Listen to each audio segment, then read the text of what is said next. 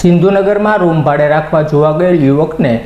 3 ઈસમોએ માર મારતા પોલીસ ફરિયાદ નોંધાઈ હતી, જેના અનુસંધાને પોલીસે 2 આરોપીઓને ઝડપી લીધા।